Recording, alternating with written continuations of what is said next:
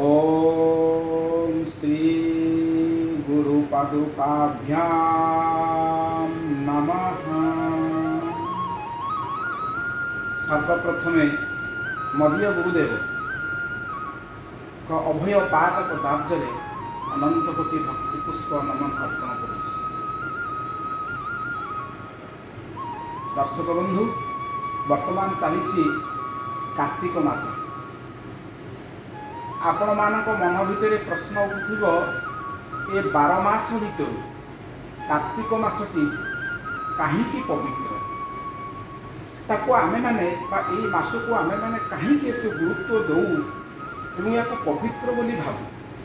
बैशाख ठारू आरंभ करी आषाढ़ श्रावण भाद्रव कार्तिक जेते सब मास रहिले से समस्त मास मानक अपेक्षा आमे काहींकी कार्तिक मास को अत्यंत पवित्रतम मास बोली भाबु। आपण मानक मन भितर प्रश्न निश्चित भाव उठुथिबो। तेणु आज कार्तिक मासर अयम आरंभ आज विषय वस्तु बा आज प्रसंग रही कार्तिक मासटी कहीं पवित्र।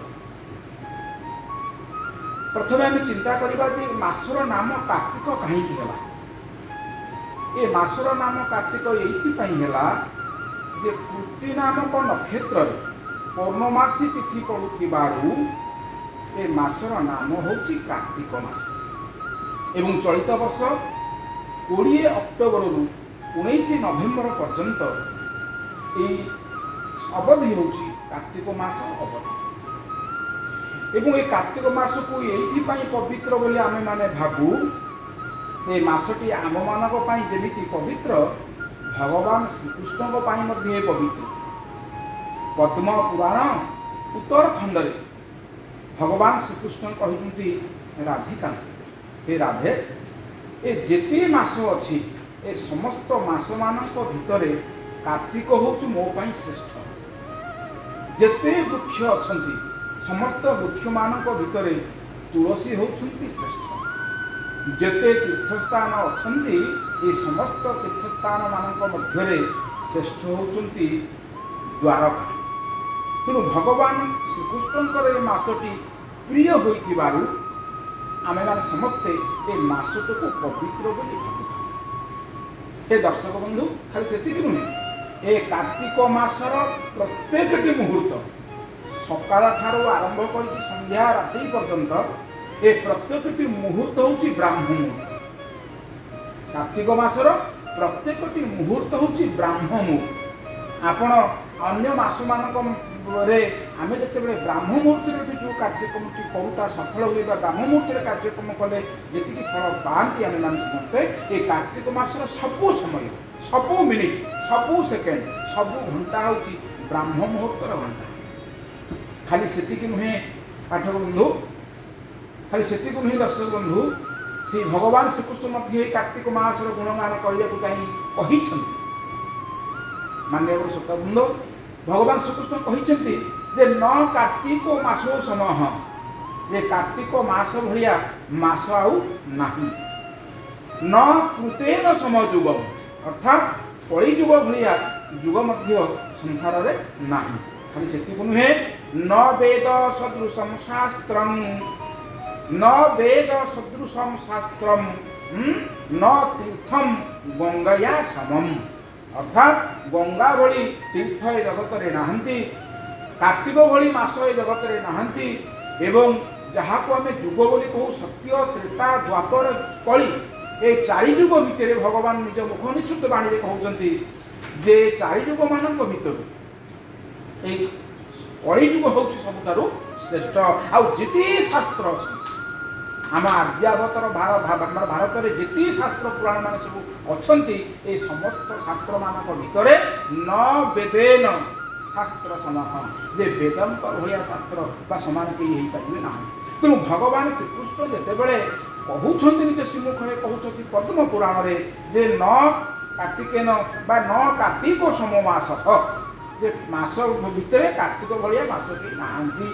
तेणु भगवान को जिते श्रीमुखर बाहर ना आज्ञा, तेणु यह निश्चित भाव में पवित्र मास। खाली सेतिक नुहे, निखिल समय भर्तु कार्तिकस्य अधिदेवी। ए मासटी मध्य होची जे भगवान श्रीकृष्णकर जेतिकी प्रिय तांकर जो आह्लादिनी शक्ति अछंती माँ राधाराणी, ए राधाराणीकर मध्य ए मासटी होची प्रिय। अर्थात राधाराणीकर अन्य नाम मध्य गोटे अछि कार्तिका देवी। राधाराणीकर अन्य गोटे ना अछि जहाँकर ना होची कार्तिका देवी। यही कार्तिक मासरे भगवान श्रीकृष्ण को बा राई दामोदर को बा राधा दामोदर आप जहाँ भी कहतु एମାନଙ୍କୁ पूजा कले भक्ति अर्चना कले नैवेद्य कले भगवान श्रीकृष्ण खुशी होती एवं बेसी खुशी होती माँ आह्लादिनी शक्ति राधाराणी। बोले राधाराणी महारानी की जय। तेणु ये जो कार्तिक मास जी आम रहा आप समस्ते जानते साधु सन्त मैंने चतुर्मासिया व्रत पालन करते। साधु सन्त मैंने चतुर्मासिया व्रत पालन करती आषाढ़ श्रावण भाद्रव एवं कार्तिक। ये चतुर्मास जाक 4 मास जाक साधु सन्त मैंने कुआड़े जाती ना गोटे जगार रहीकि भगवान पूजार्चना करती भगवान श्रीकृष्ण पूजार्चना करती। आपण मैंने कहे तो मन मन भावुवे साधु सन्तर कौन जंजाल ना किसी काम ना समस्या किसी ना सी 4 मास तक सब किसी कम करेंगे ठाकुर भजन कीर्तन में व्यस्त रे। आम हेलु संसारी लोक आम जंजाल अच्छु आम परिवार अच्छी आम पुओ झीर पिला परिवार नहीं अच्छु आम आगे तो 4 मास करूँ ना आम कौन कले मुक्ति लाभ करूँ। तो भगवान श्रीकृष्ण कहले बोले आपण मैंने व्यस्त हूँ ना ए कलियुग मानव हे श्री सन्यासी आपण मानी 4 मास आपे आपण मैंने जदि 4 मास काल चतुर्मासिया व्रत पालन कर न पारे तेज आपण गोटे ऑप्शन अच्छी।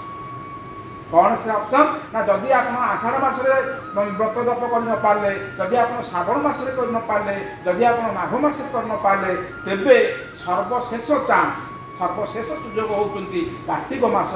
आप कार्तिक मास यदि आप जप तप करेंगे तेज निश्चित भाव में ये 4 मास कले जी फल पाइबे एकमात्र कार्तिक मास कले आप फल आपण मान भर आउ कहीं बाहर कहे आम कार्तिक मास सारा भी करें ना आमको आउ गोटे कौन गोटे सर्टकट फर्मुला दिंतु से भगवान भी कह हाँ तुम मानी अच्छी कौन ना जब मास सारा तुम जब कम किसी न कर पाइल मास सारा तुम जब भगवान उपासना कर न पार तेबे सभा शेष गोटे 5 दिन गोटे अच्छी जहाँ को आपण मैंने समस्ते कहती भीष्म पंचकम जहाँ को आम कहू पंचुक बोली कहू जो पंचुक आपण मान गाँव में भजन कीर्तन कर चारिआड़ सब साही परिक्रमा करती अनेक जगह तो मासाधिक काल हुए कार्तिक मास आरंभ शेष पर्यंत कार्तिक मास आरंभ हुए कुमार पुनई परदिन कुमार पूर्णमी परदिन ठारू कार्तिक पुनई पर्यंत जी अवधि रहा जी दिन रहा से समस्त मास सारा अनेक जगह भजन कीर्तन हुए किंतु देखिए पंचुक जदि से 5 दिन काल आप भजन कीर्तन करेंगे से 5 दिन काल यदि आप तुलसी पूजा करेंगे से 5 दिन काल आप कीर्तन करेंगे तब निश्चित भाव में मास सारा भजन कीर्तन करने फलटी आप पाई न पारे से 5 दिन पाई खाली से नुहे ये कार्तिक मास कहीं पुण्यवान ये कार्तिक मास कहीं पवित्र ये कार्तिक मासरे आपण जदि गोटे तुलसी पत्र ये कार्तिक मासरे आपण जदि गोटे तुलसी पत्र भगवान विष्णु मस्तक चढ़ई देवे ना भगवान को लगी करदे ना तेबे 1000 10 10,000 गोदान कले जी फल आप पाइबे ये दिन में जब गोटे तुलसी पत्र भगवान को लगी करदे तेज आप फल पाइबे। खाली से नुहे तुलसी पत्र को अर्पण करने सहित जदि आप गोटे दीप भी आप दान करते देखते दीपदान कार्तिक से आम लोकमुखे प्रचारित अच्छी दीपदान कार्तिक आपन जदि कार्तिक मासरे भगवान को श्रद्धार घीबती आप अर्पण करदे तेबे 1000टा यज्ञ अनुष्ठान कर सारा जी पुण्य गुड़ा लोक पाए आपण मैंने पाती तार से पुण्य फल आप पाइबे। तेणु ये जो कार्तिक मासर जो पवित्रता आरंभ शेष पर्यंत जब आम समस्ते पालन करवा प्रति वर्ष कारण ये कार्तिक मास को समस्ते अपेक्षा कर आम समस्त भितर जो माँ माने विधवा अच्छा से एक बहु प्रतीक्षित मास ସେମାନେ ସବୁବେଳେ ଅନେଇ ବସିଥାନ୍ତି ଯେ ବର୍ଷକରେ କେବେ କାର୍ତ୍ତିକ ମାସ ଆସିବ, ଆମେ ପୁରୀ ଯିବୁ କି ଆମେ ବୃନ୍ଦାବନ ଯିବୁ କି ଆମେ ନବଦ୍ୱୀପ ଯିବୁ ବା ଘରେ ରହି ଚଉରା ମୂଳେ ମୁରୁଜ ପକାଇ ଆମେ ଭଗବାନଙ୍କୁ ଉପାସନା କରିବୁ। ତେଣୁ ଏହା ଏକ ବହୁ ପ୍ରତୀକ୍ଷିତ ସମୟ ବା ମାସ ହେଉଛି କାର୍ତ୍ତିକ ମାସ। କାହାର ନା ମୋ ମାଆ ମାନଙ୍କର, ଯେଉଁ ମାଆ ମାନେ ହବିଷ୍ୟ କରନ୍ତି, ହବିଷ୍ୟାନ ଭୋପଣ କରନ୍ତି, ବିଧବା ମାଆ ମାନଙ୍କର। ଆଉ ଏବେ ତ ବଡ଼ ଶୁଭ ଲକ୍ଷଣର କଥା, ଏବେ ଯେ କେବଳ ବିଧବା ମାଆ ମାନେ କାର୍ତ୍ତିକ ବ୍ରତ ପାଳନ କରୁଛନ୍ତି ତା ନୁହେଁ। ମୁଁ ଦେଖିଛି ଅନେକ ଯୁବବନ୍ଧୁମାନେ, ଅନେକ ସଧବା ମାଆ ମାନେ ମଧ୍ୟ ବହୁ ମାନେ ପବିତ୍ରତାର ସହ ଘରେ ରହି ଘର ଲିପାପୋଛା କରି ଏ କାର୍ତ୍ତିକ ମାସ ସାରା ହବିଷ୍ୟାନ୍ନ ଗ୍ରହଣ କରି ଏ ମାସକୁ ଅତ୍ୟନ୍ତ ପବିତ୍ରତାର ସହ ପାଳନ କରନ୍ତି। ତେଣୁ ଆପଣମାନଙ୍କୁ ଶ୍ରୀ ସନ୍ନ୍ୟାସୀରେ ନିବେଦନ, ଆପଣମାନେ କଦାପି ଯାହା ଆମ ହିନ୍ଦୁ କ୍ୟାଲେଣ୍ଡରର ବା ହିନ୍ଦୁ ମାସର ଇଏ ହେଉଛି ଏକ ସପ୍ତମ ମାସ। ଆପଣ ଦେଖିବେ 7 ବି ଶୁଭ ସଂଖ୍ୟା। ଯଦି ସଂଖ୍ୟା ଶାସ୍ତ୍ର ଯଦି ବିଚାର କରାଯାଏ, ଆମେ କହିବା କାହିଁକି କାର୍ତ୍ତିକ ମାସ ପବିତ୍ର ମାସ ବୋଲି, ଯଦି ଆମେ ସଂଖ୍ୟା ଦୃଷ୍ଟିରୁ ଚିନ୍ତା କରିବା ତେବେ ଏ ମାସଟି ହେଉଛି 7 ନମ୍ବରରେ ଆସୁଛି ଏବଂ ତେଲୁଗୁ କ୍ୟାଲେଣ୍ଡର ଅନୁସାରେ ଏହା 8 ନମ୍ବରରେ ଆସେ। ତେଣୁ ଆମ ହିନ୍ଦୁ କ୍ୟାଲେଣ୍ଡର ଅନୁଯାୟୀ ଯେତେବେଳେ 7ରେ ଆସୁଛି ଏବଂ 7 ସଂଖ୍ୟାଟା ଅତ୍ୟନ୍ତ ପବିତ୍ରତମ ବୋଲି ଆମେ ତାକୁ ଭାବି ନେଉ ବା ଧରି ନେଉ, ସେଥିପାଇଁ ମଧ୍ୟ ଏ କାର୍ତ୍ତିକ ମାସଟି ଅତ୍ୟନ୍ତ ପବିତ୍ର। ତେଣୁ ଏ କାର୍ତ୍ତିକ ମାସରେ ଆପଣମାନଙ୍କୁ ସମସ୍ତଙ୍କୁ ମୁଁ ନିବେଦନ କରିବି, ସେ ସନ୍ନ୍ୟାସୀ ଆପଣଙ୍କୁ ନିବେଦନ କରିବ, ଆକୁ କେବେ ହାତ ଛଡ଼ା କରନ୍ତୁ ନାହିଁ। କାରଣ ଏ ମନୁଷ୍ୟ ଜନ୍ମ ବହୁ କଷ୍ଟରେ ମିଳେ। ସେଇଥିପାଇଁ ଆମର ରାମଚରିତ ମାନସରେ କବିକୁଳ କମଳ ଦିବାକର ପ୍ରାତ ସ୍ମରଣୀୟ ଗୋସ୍ୱାମୀ ତୁଳସୀଦାସ କଲେ ବଡ଼ ଭାଗ୍ୟରେ ମାନସ ଜନ୍ମ ପାଲା